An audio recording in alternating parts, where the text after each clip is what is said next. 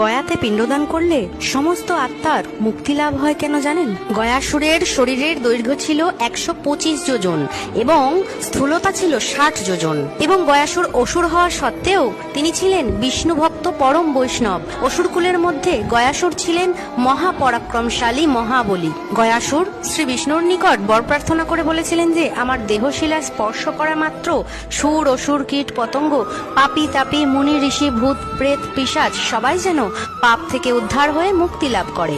শ্রী বিষ্ণু গয়াসুরের প্রার্থনায় সন্তুষ্ট হয়ে তথাস্তু বলে এই বর প্রদান করেন, এবং এরপর থেকে গয়াতে সঠিক নিয়মে পিণ্ডদান করলে আত্মার মুক্তি লাভ হয়। হিন্দু পুরাণ অনুযায়ী জীবিত ব্যক্তির 3 পুরুষ পিতৃলোকে বসবাস করেন। এই পিতৃলোক হলো স্বর্গ ও মর্তের মাঝামাঝি অবস্থিত। তাই পিণ্ডদানের সময় 3 অথবা 5 জন পূর্বপুরুষের নামে তা দান করতে হয়। এতে যে সকল পিতৃপুরুষ পিতৃলোকে আবদ্ধ থাকেন তাদেরও মুক্তি লাভ হয়।